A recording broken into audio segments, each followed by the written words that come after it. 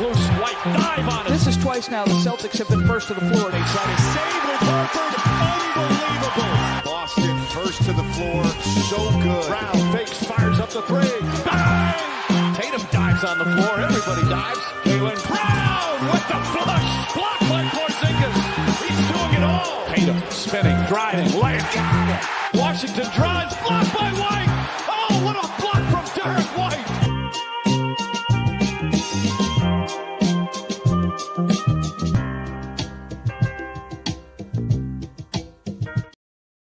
Wayne Spooney here, First to the Floor podcast, and I'm being used for cruel and unusual punishment, having to podcast with a guy who just beat me in fantasy football. Here with Jake Eisenberg. Jake, what's up? Yeah, it was a nice consolation prize after getting destroyed in my other two leagues that involve horrific punishments. So it was nice to get a W there, and more importantly, Mac is now 0-2, who we have a monstrous bet in that league. So it's and the Patriots won. And barely. So we're barely in an absurd game. But good to be here. Good to talk some orange round ball, not egg ball, which will be fun. Yeah, man. I am 3-1 in my league that's actually for money, so I'll take that over the 0-2 and the free Discord one. But hey, that's one of the benefits: joining the Discord, joining the Patreon. You get to play fantasy football, fantasy basketball with us. You get to beat me because I'm terrible at all types of fantasies. I'd like to think I know a decent amount about both sports. Does not translate at all. So. All right, tonight on tap, Jake and I are going to do, I guess we'll draft it. I don't know, or just go back and forth on love, hate. Drafting is the season. Yeah, it feels like, It's draft season, baby. So we'll draft love, hate, watch teams. And then we've got 2 user voicemails from our guy, the Rondo of real estate. If you are a paying member of the Patreon, there's a voicemail channel in the Discord. You can leave us voicemails and we will use them on the show. Just keep them under a minute. That is all we ask, but they can be about anything. Yeah. Okay. And you can also, if you have questions, email us at firstthefloor@gmail.com. And we're just keeping an eye out. There's a suggestions channel in the Discord as well.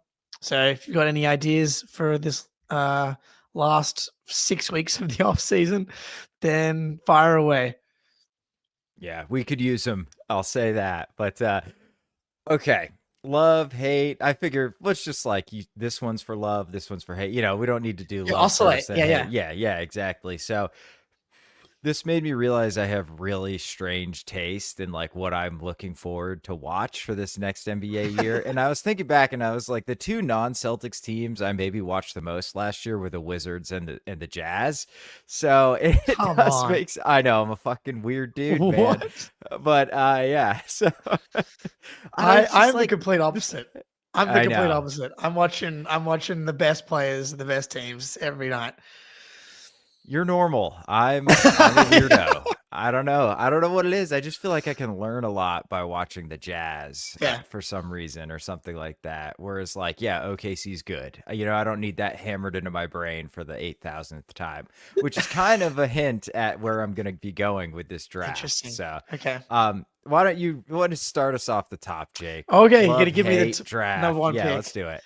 That's huge because to me, there is one team atop the mountain in tier 1 alone, both hate and thank watch.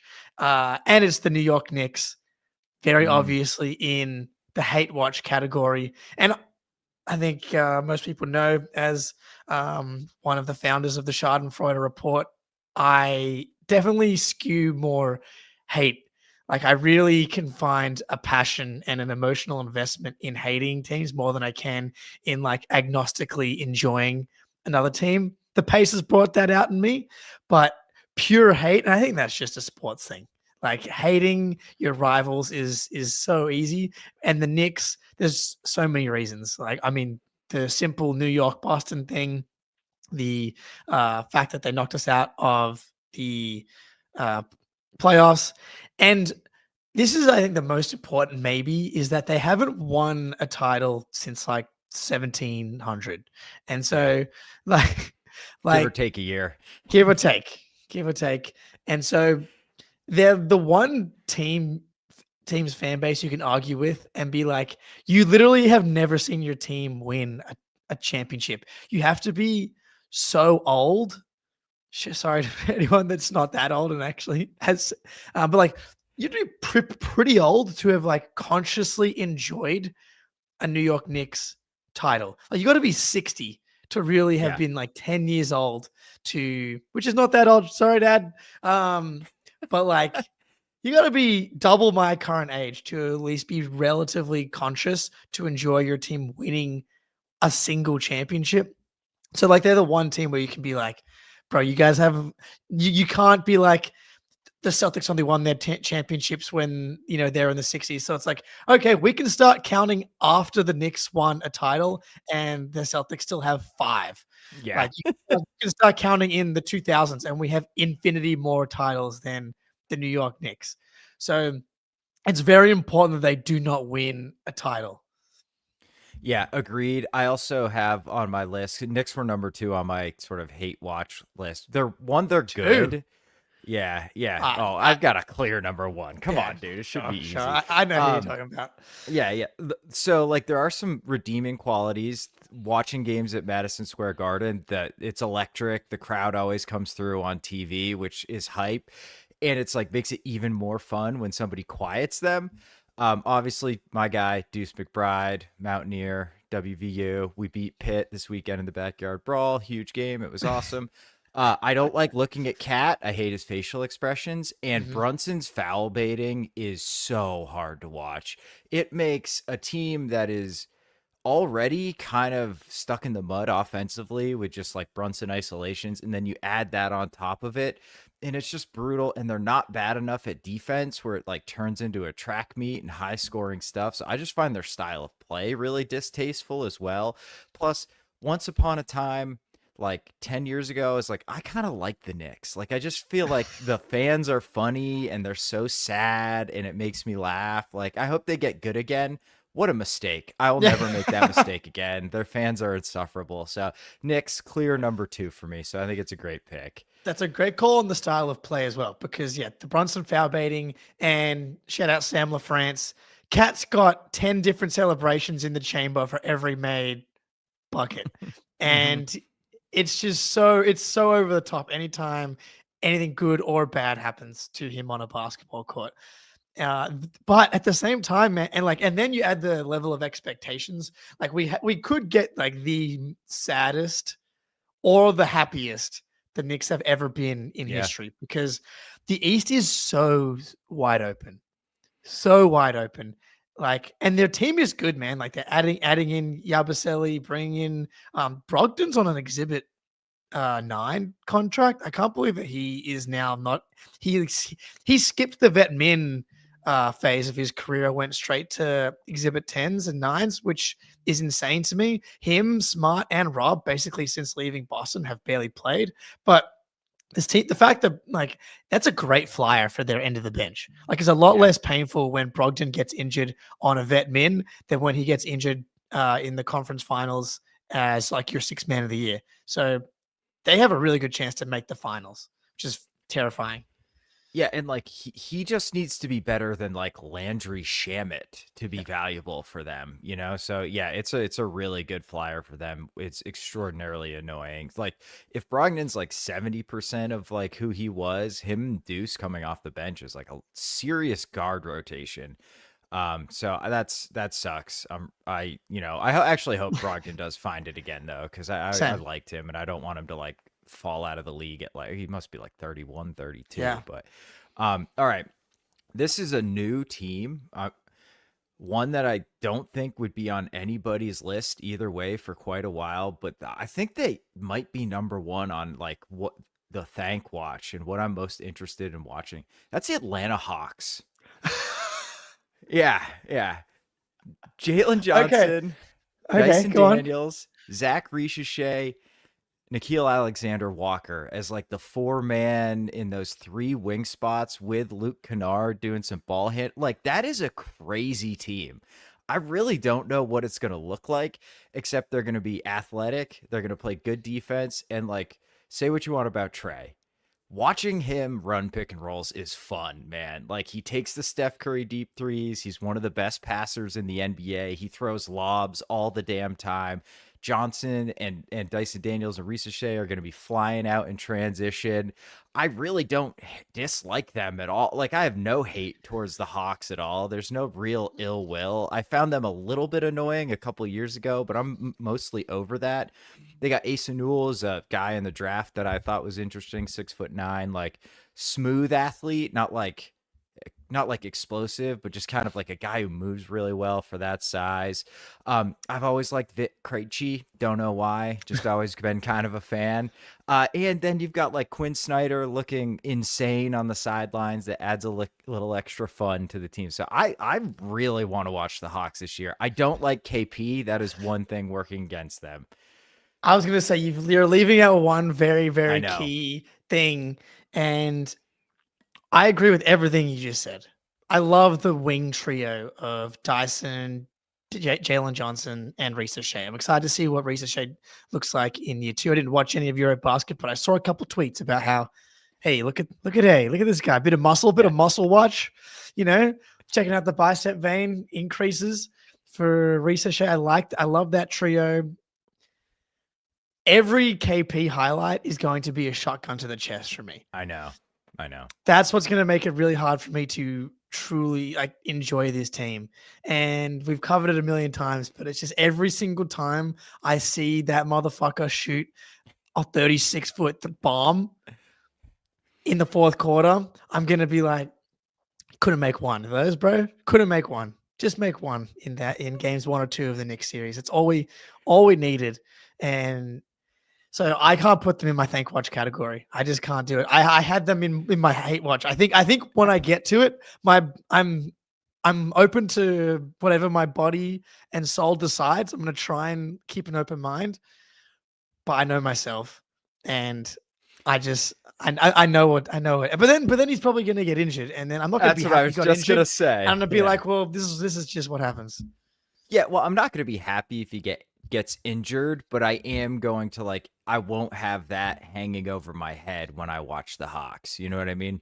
And I suspect they will have around 50 plus games where he's not playing, and I can just sit back and watch Trae Young pick and rolls with the floor spread. And it's like, oh, do they have enough shooting? Do they need to take like Dyson Daniels out to get more shooting out there? But then it kind of submarines the defense. Like, how's that going to work? I just think they're fascinating. I really do. And like on Yewu, oh God, a Kongwu. There we go. On Yewu. Yeah, that's a center back for the United States back in the day. He was got signed by AC Milan. Everybody thought he was going to be awesome. Then he blew his knee out. Gooch on Yewu, shout out. Yeah, Mecca Kongwu, like really interesting. Like center, like does he figure it out? He shot a few threes last year. Is that real? So I just think the Hawks are like really, really intriguing. So I will say the thing that I found overarching all of this was like, as soon as we get to the playoffs and if the Knicks are playing the Hawks, I'm going to be a diehard Hawks fan.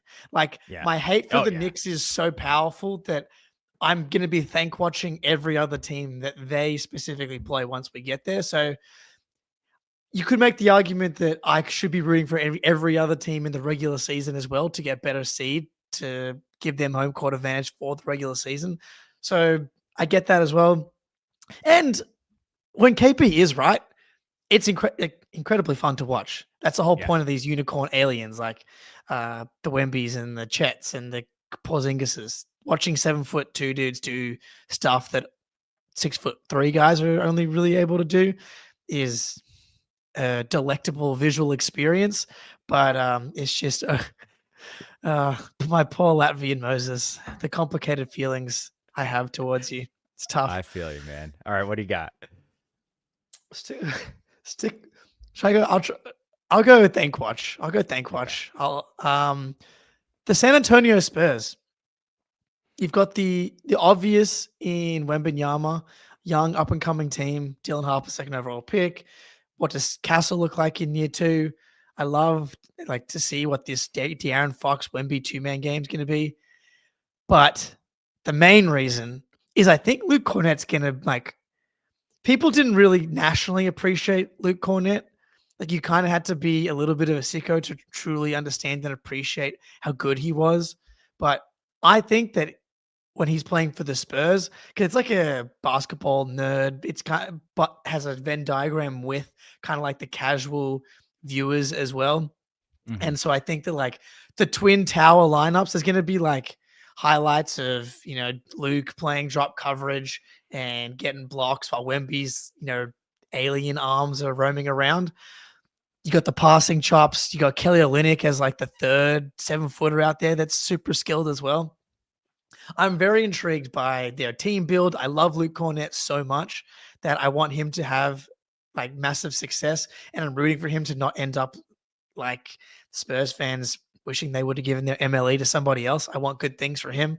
So I'm really excited to watch them. I'm going to be like genuinely rooting for the Spurs to do really well next season. I love Dylan Harper. I love guards who like it's all footwork and craft and strength and just like being really good at basketball as opposed to like Russell Westbrook, one crossover, I blow by you. Love him. I don't know. Castle, like I don't find his game particularly appealing, even though I think he could be really good. I do not have them on my list. And here's why. Do you know what an aimbot is in video games, Jake? Yes. Yeah. Wemby is kind of like an aimbot where it's like it's not Unfair. fun to like watch a streamer play with an aimbot, right? And that's kind of how it feels. It's like, yeah, he's going to block shit and nobody can like dunk and nobody can take a layup and you just kind of have to hope you make your threes. I don't know. It like kind of Interesting. maybe that's crazy, but it just kind of like I know what it's gonna look like with Wemby, and there are moments where it's like, holy shit, this is absolutely incredible. But a lot of the time, it's just like, I don't know, man. Like you Is it just kind have of to play in such a weird way that like I don't like it. Is that weird? That's weird. I know, but is it kind of like when there was a 6'8" guy at Division 3 Rec League, and it's like, yes, no one's impressed, dude. No, like yeah, of course you should have 30 and 20. yeah, I kinda. can kind of understand where you're coming from defensively, but on the other end, That's fair. I think some of the and he has like this brazen confidence to his offensive game too. He loves to kind of like go behind the back. He shoots from like 35 feet as well. Like he's not the same level of shooter yet, at least. Like I was very skeptical that his 3-point shot was going to come around this fast, but like his 3-point rate is crazy. The range is Yes. crazy, and the accuracy was really significantly improved last year. Like I want to say he shot like 35% from three last season on like pretty high volume. Yeah, 35% from three on 8.8 attempts per game. Lots of pull-ups. Like for rate of Yeah, dude. pull-ups per game, it was like Tatum, Luca, all like those Yeah. primary ball handler guys, and Wemby. So you're right. Offensively, he's really interesting. So like part of the reason I didn't have them, I tried to like I figured like you were definitely gonna have them on there. So I wanted to make sure I had more teams to talk about. They're gonna be fascinating. And Fox is really fun to watch play too. So my Wemby bias aside, like he's incredible. He's probably a once in a lifetime style of player. But I'm sorry, I'll be watching the Hawks. I'm kidding. I'm gonna be watching the Spurs too. Well, I mean, the Spurs definitely you're going to be able to catch them on Twitter. That's for sure. Mhm. Like I guarantee that's going to be a very like this Wemby in general is already a very Adam Silver's wet dream, the highlight machine. All right, go for it. Number one, hate watch team. Two of my least favorite NBA players, my least favorite maybe person in history, LeBron James, and a guy I just truly dislike, Luca. And like I think Ayton's gonna work out for them, and that's disgusting. Like, of course it's gonna work out, you know. And then there'll be these games where it doesn't, and LeBron will go like, 6 of 22 with 4 turnovers and like subtly blame Ayton, like we need a little more out of our big men, that type of shit. And like watching Marcus Smart in that fucking gold jersey is going to break my heart. It's going to rip apart my soul. Like I can't stomach myself to watch the Lakers. It's hard, man. Like I just find them so distasteful, and like the your turn, my turn iso ball. Austin Reeves, way up there, one of my least favorite players. I never make determinations about draft guys. I never say there's zero chance this guy will be an NBA player. He's like the one guy in a decade I've ever said that about. And of course, he goes to the Lakers and he's awesome. He's so good. I know, it's crazy. One of the best undrafted guys ever, really. Like that's So no, thank you. They're so hateable. Like LeBron speaks for himself. We and you have covered it extensively on this podcast. He needs no other words. Luka Doncic. the whining between Doncic, LeBron, and Reeves. Like the net JJ rating too. Oh fuck. The net rating gap between like the Celtics and the next closest in the 2024 title run, that's like the level of gap there is between whines per minute and crying per minute on the Lakers and every other team. Like it's not even close. And then Luka and Reeves are no strangers to foul baiting themselves. And like you're gonna get a ton of that. And the slobbering, the slob fest for Luka this season coming. Like we've already got the men's health article. Every play from Eurobasket, it's healthy Luka, it's in shape Luka. It's going to be disgusting. It's really annoying that Marcus is there for obvious reasons. That seeing a beloved Celtic go to the Lakers sucks, but I can't hate them with all of my heart because I do want to see him still succeed. So it's going to be a tricky needle to thread of bounce back Marcus Smart season where he earns himself like another good contract after the season, and the Lakers have another spectacular flame out. I guess what's the most important thing for the Lakers, similar to the Knicks, is like as long as they don't win the title, it's a success. Like I don't care. I mean, preferably they don't even make the playoffs, obviously, but I'll take right now no title, Knicks, Lakers, like.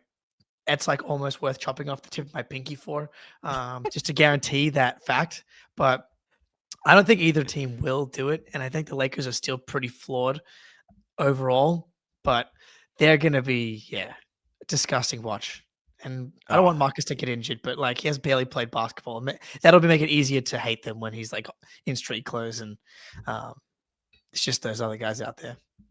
And like, if they're playing well, the coverage of them is going to be so insufferable. Like they reinvented basketball type of stuff. So it's going to be tough. It's going to like torture me all year. And I don't even have the Celtics being like the best team in the league to distract me from it. So it's going to be brutal. But if you have PrizePicks ready to go, Jake, you should probably hop into them. So here we go. Let's do it. PrizePicks time.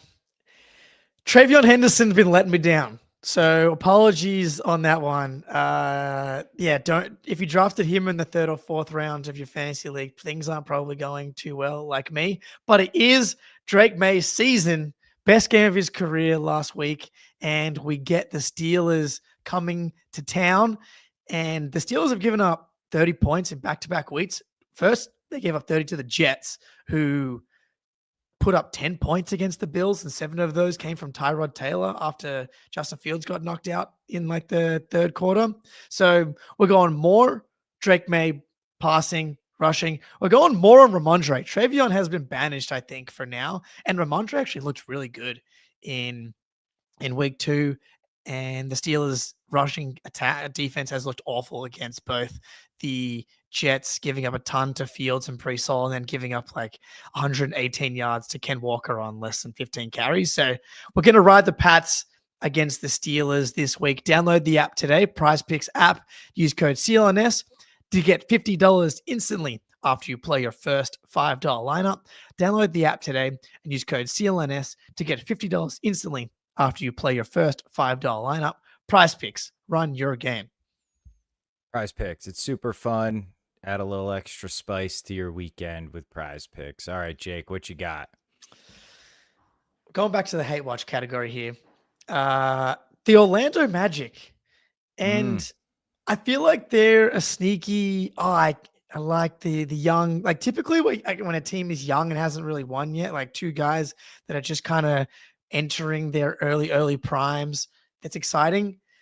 A lot of this had to do with the Magic series, and their fans were insufferable. Like they were essentially playing football. They were a huge reason why the Celtics fell apart. It felt like is that even though it was a 5-game series, like Tatum missed game 2 with the wrist injury. They were just knocking people over. They got Al Horford mad. If you get Al Horford mad, that means you're doing something a little over the line. And then their fans were just like crying over and over and over again on Twitter. And I can't kind of stand the Paolo stuff. I don't see it. I don't get the rush to put him into like future top 10, future top 5, first team All NBA type guy. I don't see it. I see like fringe All NBA guy, and I'd like to be right about that. I don't like his style. He's just like a giant Carmelo Anthony to me at this point, which is a good player, but not, and a less efficient Carmelo Anthony at that as well. So not a big fan of the Magic, not a big fan of Paolo. I do love Desmond Bain, but I do like Jalen Suggs, but yeah, not a Magic guy. And I feel like they're a sexy little pick for people this season. Yeah, I mean, I think the Magic are going to be very good. I don't know how much of the Magic I'm going to watch. Their fundamental problem is that like Franz and Paulo just like don't really make sense next to each other. And this isn't like a Jalen Jason, but those two could shoot, and they could always shoot. And like Tatum was like very obviously better on ball than Jalen always. So they made a lot of sense together. It's just Perk didn't think so, and people ran with that, right? But like Franz and Paulo, they both want to kind of operate high screen and roll, or if they're off ball, they want to be at like the elbow or isolate at the elbow, get like those paint touches, post touches from up there. They just get in each other's way in a way that the Jays never did. And like, I just don't know if it works. I don't know if it makes sense. And it looks really tough sometimes, especially when they don't have shooting out there. And Bane's going to help, but you can't just be like, here's one shooter. Now our shooting woes are solved. That ain't how it works. You need like 4. So unless Franz figures out how to shoot, like they're going to be a tough watch. There's just no way around it. And like, I like Suggs, but he's not really a traditional point guard, so their offensive possessions can just be like a little wonky, like a little stiff, and ends up just being like Apollo or Franz isolation a lot of the times. And then like they're going to be good defensively, and that's never super fun to watch when it's like just back and forth brick fests. So I'm with you. They're not on either of my list, but they floated around. I ended up taking them out for a hot take, just because I don't know, why not? It's the off season, baby. But yeah, it's a great pick. Yeah. Oh yeah, and then Franz was apparently was great in Eurobasket. I've talked about how I was a Franz over Paolo guy, but then his jump shot broke. So unless that gets fixed, then he's just not going to be better than Paolo. But like he had such better shooting indicators for his first couple of seasons in the NBA. His free throw numbers are still good. It's just the 3-point shot is completely fallen off a cliff, whereas Paolo still has yet to crack 75% from the free throw line. He's at like 72, 73. A stat that I like, that the Tatum's never been part of a offense that's worse than top 10, if I'm not mistaken. And that was the 2020/2021 season when we had Tristan Thompson and Daniel Tice double big starting lineups. It's like at some point, the fact that you're a bottom 10 defense is because of your best players. Your best players, if you're like a legit offensive superstar, then you drag teams out of the bottom 10. That's just how it works. And Tatum has done it with a bad roster. Like a roster that's objectively much worse than this Magic roster that's going into this next season. And I would bet the house that the Magic do not have a top 10 offense at the end of next season. Yeah, no, I'd agree with that. Unless Franz and Well, or Paulo learn to shoot, and then the calculus changes there. Okay, I'm gonna stick with Love Watch. I don't know if this one I think is weird because I'm not gonna have a lot of opportunity to watch them because they're a West Coast team, but Portland. I love nice. Denny since day one. Been a Denny guy. Always thought he was great. Always saw this in him. He was like Tatum by the end of the year, man. Like he was just running like pseudo point guard, making plays, getting to the rim, banging threes, playing crazy off ball defense. Love Denny. Changed that team, completely altered the sort of projection of that team, I think, with his sort of superstar jump, whether it's star jump, not superstar. Is that real? I think that's a really compelling thing to focus on and watch going into this next season. I didn't tell this story when I was up in Massachusetts this summer, flying back, ran into Donovan Clingan in the airport. He was eating. Yeah, I didn't bother him. But I was like looking at him really close by. Yeah. I didn't want to bother him. So, obviously, he's tough to miss. Yeah, he is quite tough to miss. I was like, Jesus Christ. And then I got closer, Portland Trailblazers, and I'm like, that's Clingan. That's cool. Yeah. Okay. Yang Hansen, no idea what he is. Great call. Really, yeah, really want to watch and see. Scotty, Jesus. Scotty Henderson, baby. Scooty Hendo. Scoot, like he started to figure it out at the end of last year. If he really kind of brings that into this season, it could really change kind of the complexion of their offense. Kamara, really awesome, fun defensive player. Sharp, I've always found fascinating with his crazy athleticism and just like raw talent that he's never quite put it together. Like, is the end of last year real? Are they actually gonna like flirt with high 40s wins, or that was just an aberration, March, April basketball stuff? And then the 10 games you get Time Lord, always electric. Yeah, over under 12.5 games for Robert Williams feels about right, sadly, at this point. Great pick. Defensively, they're going to be really fun. Like you got Drew out there as well, another 2024 champion. Yeah, Shaedon Sharp, the high flyer. I'm intrigued to see if he can just like tighten up and polish up everything. Because, man, he is just the quintessential big. Like it's like if that guy figures it out, he's going to be so fucking good and so fucking valuable. And he's probably the key to like, does his team go from fun? They can push their way into the play-in, playoff, range over the next few years, or if he, which I don't think is super high in the range of outcomes, but like if he does, that takes them into, now we have to be worried about Portland because they've got this insane defensive floor, and now they're adding in this, athletic upside and shot creation. I'm not sure I see it all the way for Sharp, but like it's hard to not be tantalized by someone that's that athletic and like can have these scorching hot scoring runs. But great call in the Thank Watch category. Yeah. All right. We should probably, you want to get moving a little bit faster here. Okay. Yeah. Thank Watch for me, we'll go back this way, the Denver Nuggets. And this is just like, I love Nikola Jokic. Love watching great players. Similar to the Knicks thing, can the Thunder not win a title? Because if I'm ranking it in my brain, Knicks and Lakers are kind of like tied at number one for they can't win a title. Question: if you had to pick a team out of Knicks and Lakers to win a title, who would you choose? Knicks. It's not even close. Oh man, I think that's the correct answer. It has to be. Oh man, it would suck so much, but I think it's the correct. LeBron, we already covered it. Luka and LeBron winning a title for the Lakers to quote unquote tie the Celtics for a banner 18, which is more like, and LeBron like, he is better than MJ. I cannot do that. Okay, I think it's a slight Lakers lean there, but I think third of teams that have like a real chance in the Oklahoma City Thunder are like the clear-cut title favorites right now. I don't want them to win another title. I don't want any of these young superstars getting too much of a lead on Jason Tatum. Shea has his one now.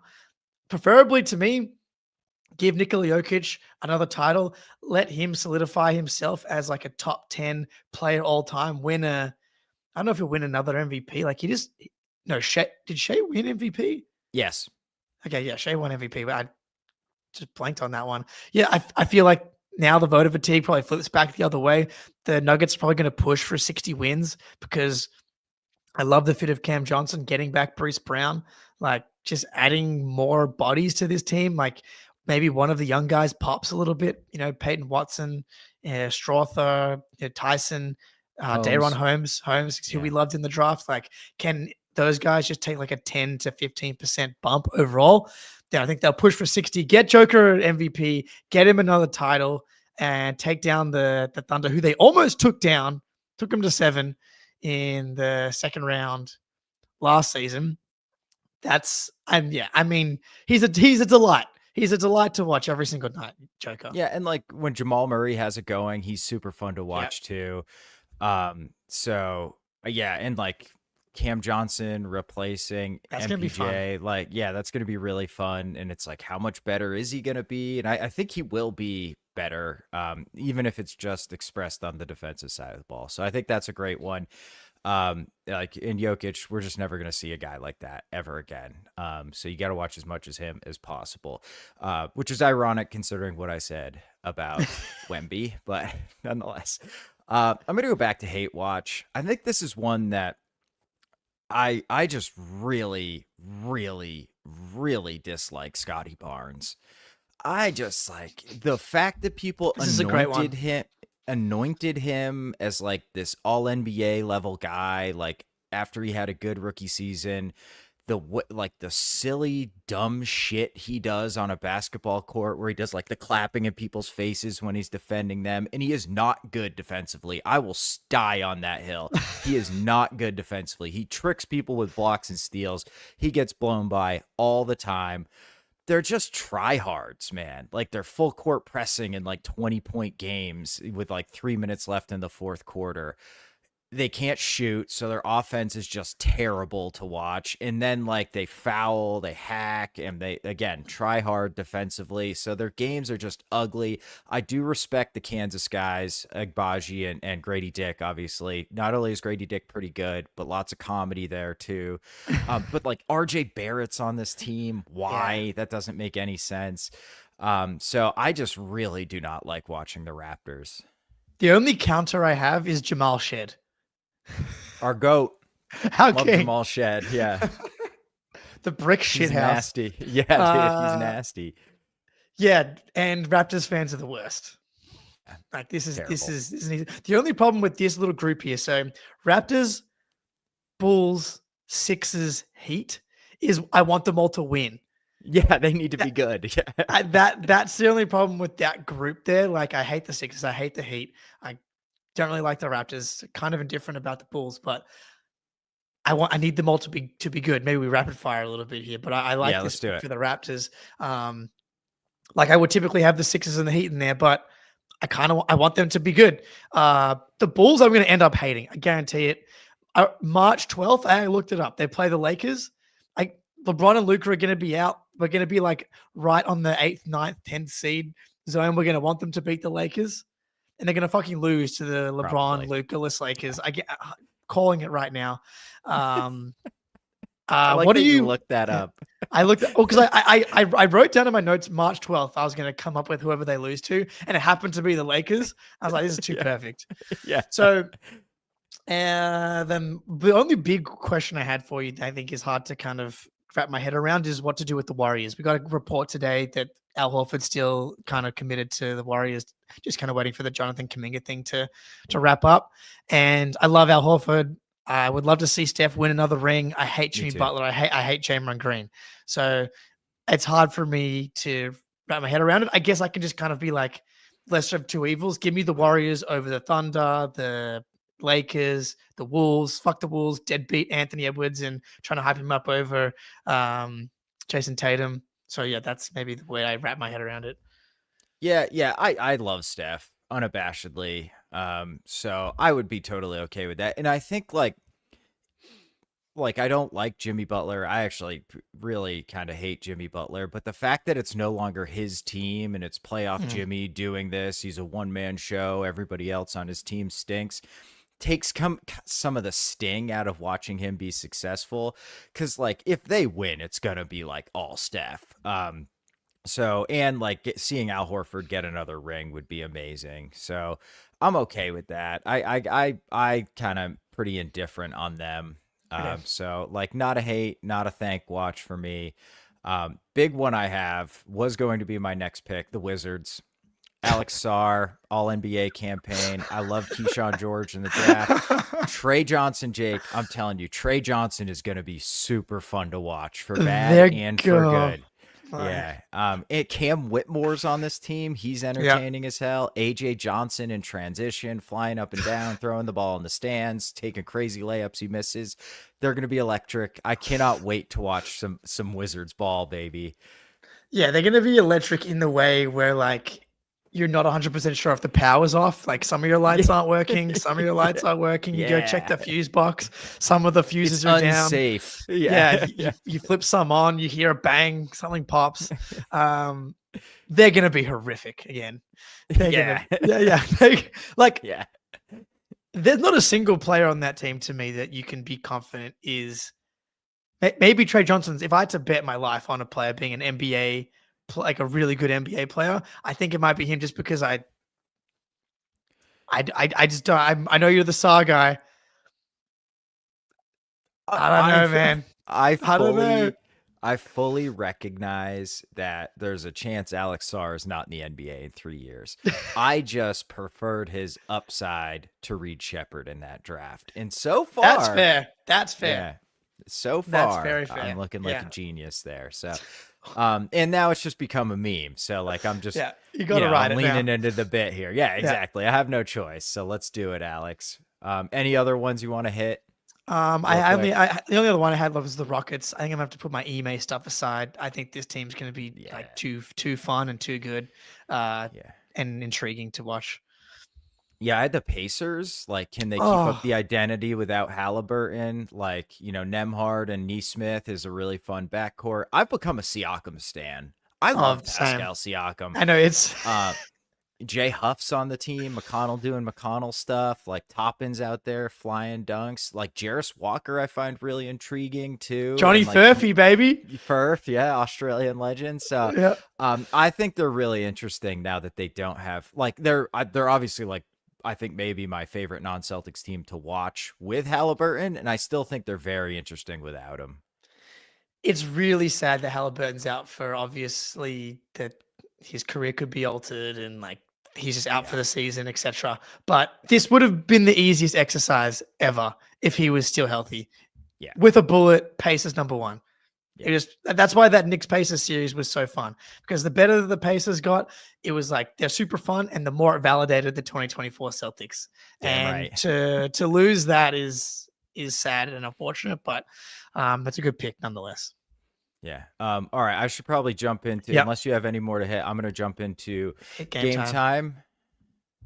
All right. It is football season. That means it's college football season, depression season. Who said that? Not me last week. The Mountaineers won against Pitt in the backyard brawl, the best rivalry in college football. And you know how a lot of those fans got in the door?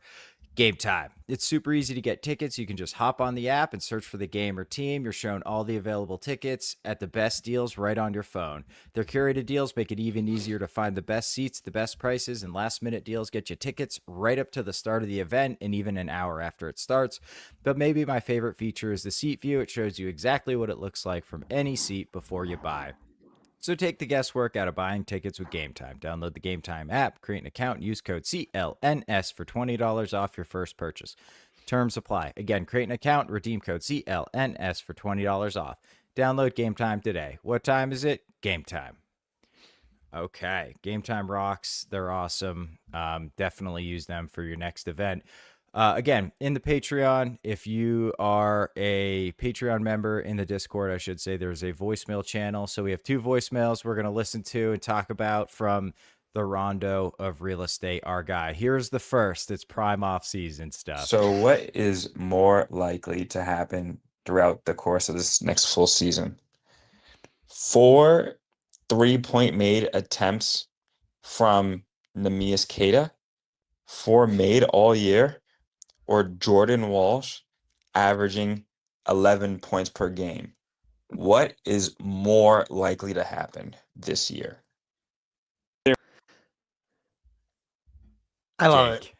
Incredible. Shout out Nemi, man. Great Eurobasket campaign. Really getting the people going. Shout out RJ for giving us the play-by-play breakdown in the Discord of all the Eurobasket action. I think it has to be Nemi, right? If Jordan Walsh averaged 11 points per game, holy shit, are we fucking more back than anyone's ever been in the history of being back. But Nemi, if they allow him to shoot like 1 a game, or half a 3 a game, or 0.3 threes a game, he'll sleepwalk to that, I think. Right? Like maybe not sleepwalk, but 4 is pretty low as long as he's shooting like 1 every couple of games. Like, I've seen some really bad centers hit some threes. We obviously know that these guys can, like, as someone that made 3 threes in my rec league game last night, after basically going, they will get to rec league at the end of this podcast because I got to tell my redemption story after airballing a technical free throw to lose us the game. But I think Nemi, we all know, is capable of like hitting wide open threes in an empty gym. We've seen the videos of it. If he's allowed to shoot threes, he'll probably get to 4. It would be really funny if like we were just early or wrong about the Xavier Tillman thing. It was actually Neemias Queta who was going to become the stretch 5 that we didn't see coming. It was Nemi all along. Yeah. Yeah. For me, like, if he takes 43s, he needs to shoot 10% on those to get to 4. So I think it's Nemi with a bullet. Jumper looked pretty good at Eurobasket. So let me change it slightly. What would Walsh have to average? What would the number for Walshy be where you would pick Jordan Walsh? Because I think he can get to 7. I think I would pick him for 7 points a game. I think the tough thing with this is I might just go Nemi almost like no matter what for the bet because I know that he's going to play 20, 25 minutes a night all season. True. Yeah. Whereas Jordan Walsh could, I mean, technically if there's no minimum games played, like Jordan Walsh, plays 5 games and gets stable to the bench, maybe he's lucky and averages 7 points, but I guess if he's averaging 7 points, then he's probably not going to be stable to the bench. But yeah, I think I would just lean Nemi because if we put a 40 minimum games played for Walsh, like he might get banished for Ugo or Minot or Baylor or whoever, right? Like there's just this poo-poo platter of maybe NBA guys that could take his rotation minutes. So it would have to be pretty low, like 4. Like what did Jordan Walsh average last year in his I want to say like 2.7, but I'm kind of pulling that out of a hat. But yeah, like, and when you play like a minute and a half at the end 1.6. Damn. Wow. That was really, Close. really low. Yeah. So you play like 2 minutes at the end of the game, you might not even get a shot, right? And that goes against your points per game. So yeah, I think it's pretty easily Nemi on that one. I have another question for you here. Xavier Tillman, how many threes did he make last year? How many threes did Tillman make last year? 2? 5. 5, really? He made 5. Man. So that's why Nemi's the answer. Like, yeah. Tillman barely played. The thing is, he kind of had a high 3-point rate. He had a 5 threes per 36 rate. Tillman did, which was solid. always the thing. I was like, why are we trying to turn him into a stretch something? He's clearly not. Anyway, doesn't matter. We have to relitigate the whole Tillman thing.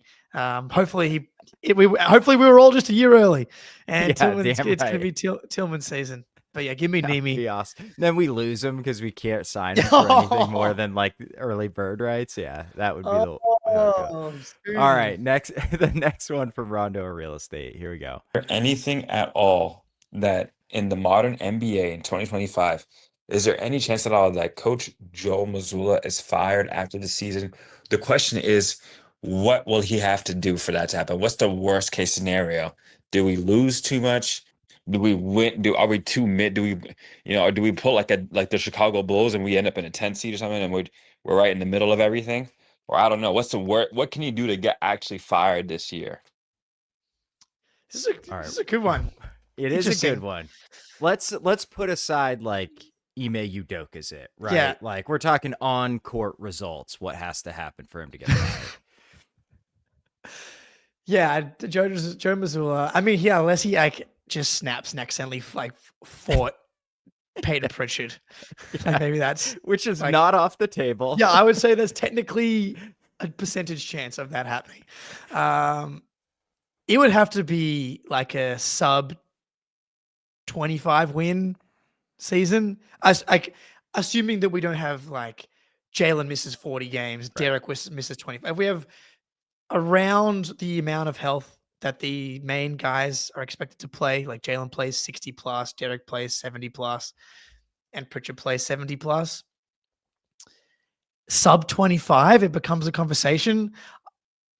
I think that it's going to be more about the process, but I think it's going to be really hard for Joe to get fired. I really don't see Brad being that type of guy, but at the same time, he's the same dude that traded Marcus Smart in the middle of the night.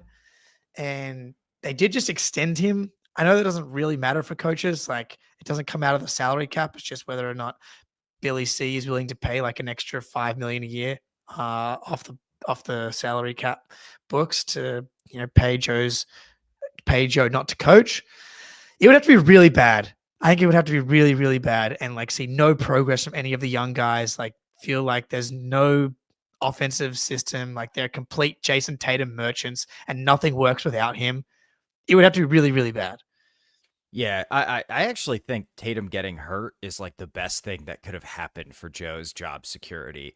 Like that insulates him from basically all criticism because we don't really know what to expect with this team. And if they're bad, we're just going to like be like, well, yeah, we're tanking. Right. Like we're trying to be bad. This is perfect. And if we're good and better than expected, it's like, look at how great of a job Joe is doing. So I don't really see any way he can get fired unless, if we win 20 games and like the locker room is just lost and there's all these like stories coming out about him and Jalen are butting heads and like guys are just hating each other and nobody's listening to him anymore, like, which I do not expect to have, but I think it would have to be like total utter implosion on multiple levels. And like Brad's telling him to play the young guys more and he's not playing the young guys and we're still losing. So I think the odds of that happening are basically zero, but it would have to be complete disaster.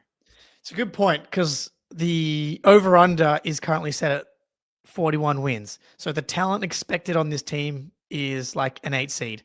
If he falls below that, a lot of people are going to be happy because the pick's better. And we know the talent is not very good, so it's not a huge surprise if it goes below. And if he exceeds, yeah, as you said, it's a kind of a win-win. Yeah, I didn't think about it that way before. So, and like he has equity built up. I know people want to be like, this is the first real test for Joe Mazzulla. Not really, dude. No. Like the true test of a coach is like, can you drive this ship? Like all the teams in NBA history that have won the title have had like outsized talent advantages. That's just how basketball works as a sport. Mm-hmm. There's 5 guys on the court.